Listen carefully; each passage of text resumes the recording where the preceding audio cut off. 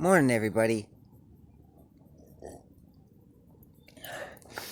On today's video, I'm going to talk about the progress that I made this weekend with building the overspray tarp for when I paint the engine. When I finished making this felt gasket for the flywheel cover.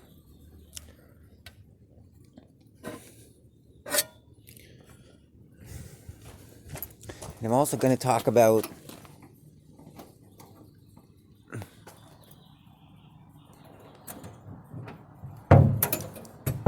see how that catches there? Yeah, that catches. I'm also going to talk about making this, which is the boot cover for the transmission bell housing that I was talking about. I finally made it. Okay, I guess I'll start with this. So first of all, it goes this way. Right? So this is from that perspective, right? So this clutch fork is going to go through that way, right? This is a heat-resistant silicone. I found it at Canadian Tire. It said on the package that it's heat-resistant up to, over 200 degrees. And I did a search on the internet, and I found out that temperatures inside engine compartments, they typically get, around the same amount of, degrees, same amount of temperature. So I kind of think it'll be okay, but it's not going to be airtight because when the clutch pedal is depressed, it's gonna open up a little bit, so it's gonna be maybe about this, that much open, maybe a quarter of an inch. So it's not gonna be airtight, but it's a lot better than what it was before, which was completely nothing. I mean, the piece that was on there before, you saw it. It was basically completely exposed. So that's good. That's an improvement for sure, right? And I shinied up the clutch fork. Everybody knows what this used to look like. Everybody knows that it used to look pretty rusty. Now it's all nice and shiny and ready to get all rusty again. Maybe I'll paint it. I don't know. But I was pretty happy that I got this done. I was pretty happy I got that done. I took a razor blade and I sliced off some of this texture so that it would be flat. You can see I did that to that side too. So, yeah, I'm pretty happy I made that. I made that myself, I was looking at boots online, and I got a lot of bad reviews on this one that I was kind of looking at. That was also for sale over at Kaiser Willie's website. But yeah, there's another guy that I know of, and I've talked to him a bunch of times before on the AMC forum, and he told me that he made his clutch fork boot out of aerospace foam. And I thought, I looked at his pictures on his website, www.sr-ix.com. So I guess that's an acronym for Sensitive Research 9, or I'm not sure, because those are Roman numerals, right? It's like one, like an I is like, a capital I, right? So that's like 1, right? And then the X is a 10. But I think if a 1 is in front of the X, I think it means 9. I'm not sure. You may have to do a fact check on that. Anyways, but yeah, I saw on his website he had pictures of his transmission T5Z install into his AMC car, and I was looking for clues, and I took a really close look at his transmission bell house boot cover that was just happened to be in the picture, and it looked like it was made out of foam. And I emailed him up, and I was like, it looks like it's foam, but I just don't think it's foam. It can't be foam. Like, how could that be foam? And he emailed me back, and he said, yeah, it is foam. And he was actually kind of sounding like he was pretty proud and happy that he had made it and it was foam. And probably a lot of people believed that it was foam, and he probably, was pretty happy with himself that he found an ingenious way to make a good material work. And yeah, so it was foam, but it was aerospace foam. It was heat resistant foam, and the thing was like this thick, right? And so he had to actually cut away a piece of this fastening frame. He had to cut like a piece from like here to here, probably because of the way that the clutch fork pivots, right? It pivots with that bearing, right? So like your pedal clutch pedal linkage ends right here in a push rod that goes into this little depression, right? And it sits there and it goes back and forth like this, right? And so it's gonna move inside. It's gonna move inside that area, right? And so I guess because of how thick it was, he needed to chop a part of it away so that he could, so that the clutch fork could still pivot properly. So, yeah. So he said his isn't airtight. So mine's not going to be airtight. It's not going to be like a perfect fit. The inside workings of the clutch inside the bell housing are going to be exposed from time to time. But it's a lot better than what it was before. And when it's just sitting there, when the clutch pedal isn't depressed, it's going to be mostly closed. So that's good. And those clutch boots, they crack over time. Like they're made out of rubber. They wear out. It turns into a piece of junk, and it's not gonna last forever. But I think that Tom, that's that guy's name. I think his aerospace foam, I think it's gonna hold up for a lot longer than any rubber piece. I really think so. But this is something I'm pretty proud of. I'm pretty happy I made this. This is pretty sweet.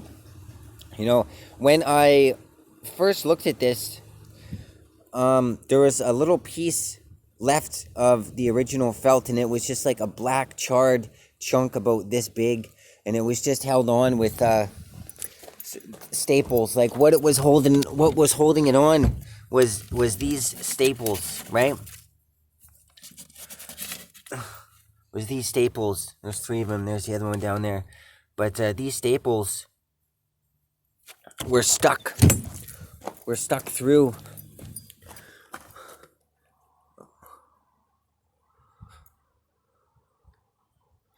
Crap, I just dropped one. I wanted to... Oh, there it is. Right on. Good.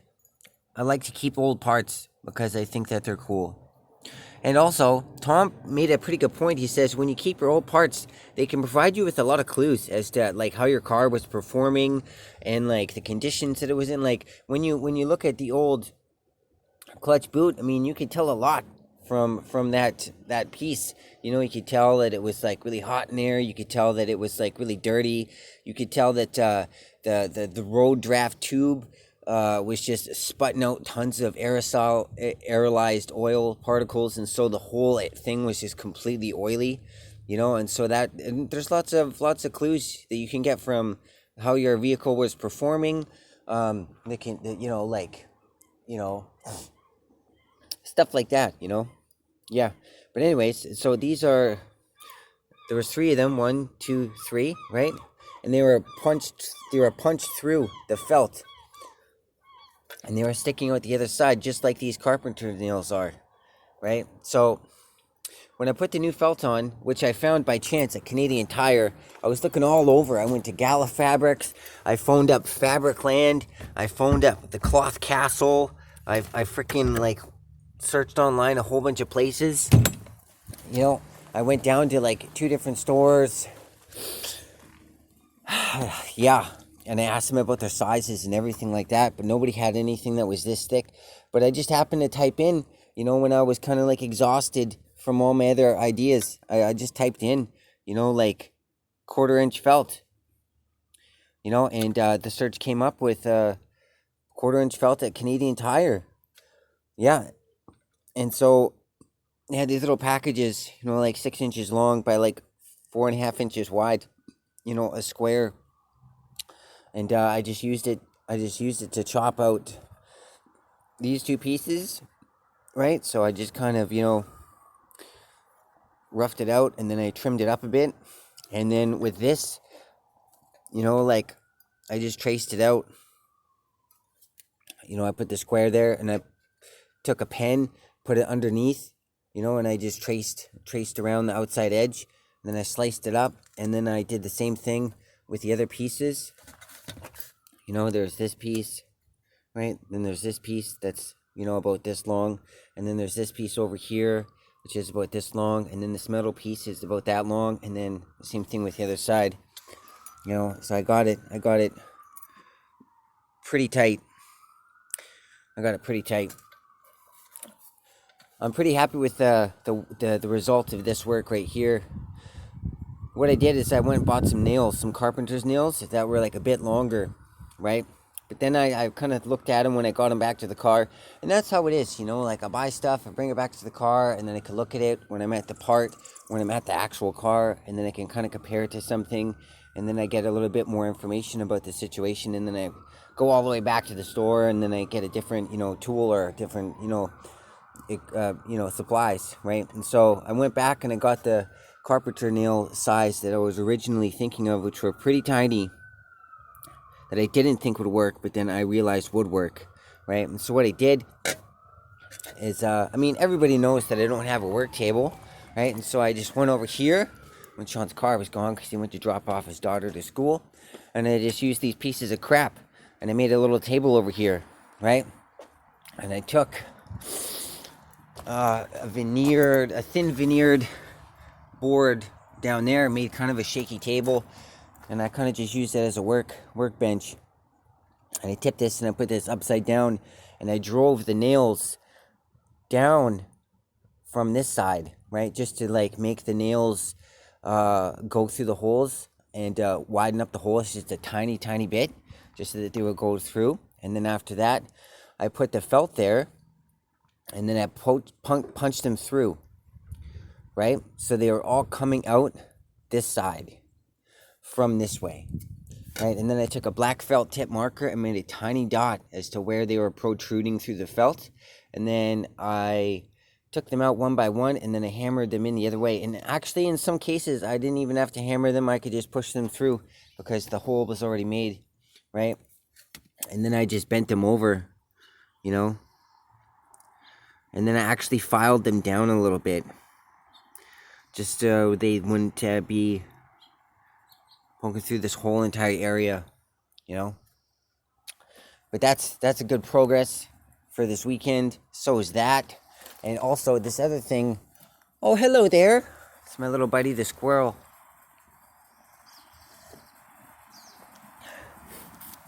Hello there. I like to bring him some peanuts and stuff like that. When I used to get the Wi-Fi out in the front yard, I used to put them on rocks. I used to go out there with 5 peanuts every morning and leave them on certain rocks, and then they would always know where it is. Yeah. So this is the overspray tarp that I made, and I made this over probably more than 20 hours between Tuesday and Wednesday.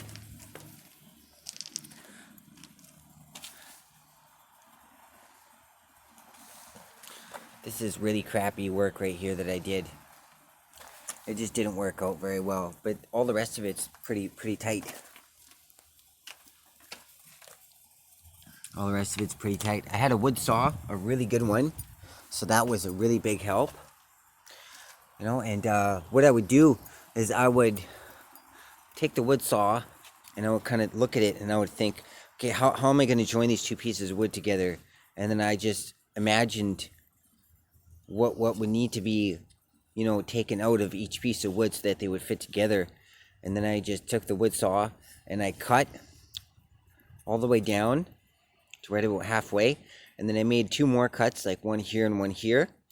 And then I took the saw and I made a little sort of sideways cut into the wood here. And then I would take a flathead screwdriver and sort of like chip out the wood with the flathead screwdriver and a ball peen hammer.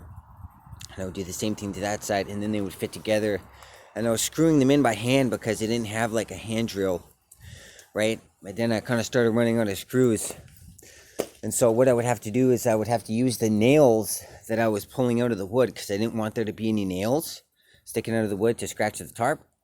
And so I would have to pull out the nails. I pulled out like 30 or 40 nails, right? And I actually ended up, always tossing them in the same area, right? So there was a big pile of nails, right?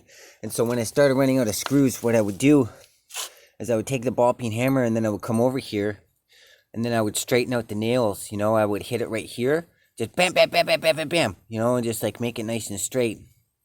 Like roll it back and forth and kind of look at it and be like, oh, it needs to be more straight over here, and so basically I was able to salvage maybe freaking, like 30 nails I was able to use from old rusty nails.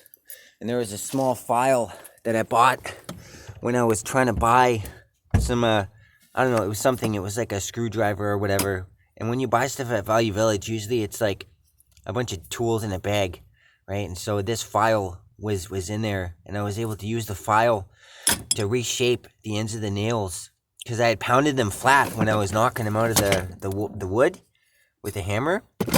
And then I didn't have a claw hammer, I only had a ball peen hammer, and so I would use these channel locks, and I would grab onto the nail right over here at the very back of the channel lock, and using the channel lock against the wood as leverage, I would just pull out the nail piece like inch by inch, centimeter by centimeter, until I got it out.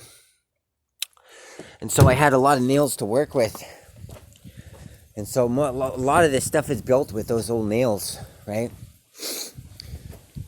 So I also imagined, okay, how am I going to... So I made these 4 posts. And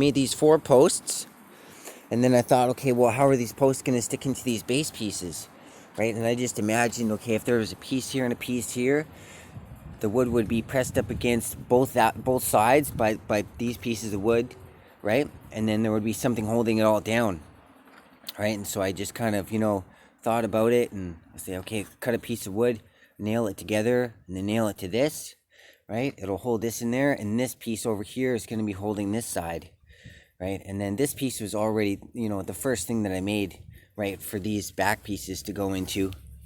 This is the front piece, and that's the back piece, and they kind of just slide right into this piece right here, with this notches that I made, right? So those, the back piece and the front piece, they kind of keep the whole thing, kind of square. And then the poles, they're about 6 feet high each, right? Those are like the sides. And then I connected it again with these 4 pieces, 1, 2, 3, and then 4, right? This piece right here, it's a little bit heavy because these pieces are pretty big, but not compared to this piece right here. But I was able to pass through this piece underneath this heavier piece and fasten it together with, I think this is the last nail that I was able to use. And so it's, I cut a little groove in the wood here so that it fits in the side and it holds it up, and then it goes over top of this piece here. So it's kind of like holding it up, which is good. So I'm going to take the tarp, which is like a 20 feet tarp. It's 20 feet long by 15 feet wide, I think. And I'm going to wrap it around. I'm going to wrap it around it, and I'm also going to be able to put it over top. And so I'm going to have, the Rambler's going to be pushed back. It's going to be over there a little bit, right? Because Sean's going to move his car. I'm going to push the Rambler back. The engine's probably going to be around here on the engine stand, inside the painting tent, just to protect, everybody's cars from getting, spray paint on it, and also mine, and so, so I'm gonna do that here with that I made.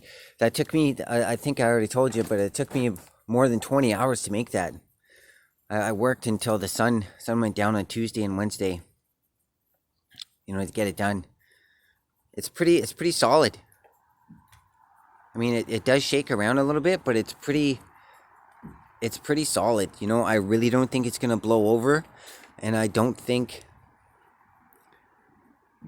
it's going to blow over. I think it's going to stay put. I could put like another, I don't think I have any more wood to use, actually. I mean, I used all the wood that I think I could use out of this pile of crap that I, cleaned out of the garden. Well, it's a garden now because I made it, but I don't know if there's any more wood that I can really use. I was supposed to do it here, but my neighbor put his Mercedes roof there. Goddamn Mercedes owners. I don't know why he couldn't put it over there. I don't know. Well, I mean, it's a backyard. Everybody's got to have a space for something, and my Rambler isn't any more important than his Mercedes just because it needs a good case of CPR, He needs a place to put his stuff too. So yeah. Alright, guys. Alright, well, thanks a lot for watching my video. And yeah. 1958 AMC Rambler Super Part 21. I was really happy I got a lot of progress done this weekend. That's great. I got that done, I got that done, I got that done. The budget, the money for the painting is all set aside. All I have to do is wait and just keep learning, keep on watching some videos and reading stuff online about how to, do painting, maybe even search up mistakes that people make, big mistakes that people make when painting, just so I could be like, oh, don't do that, etc. All right, everybody. Thanks a lot for watching. Okay, have a good day. Bye-bye.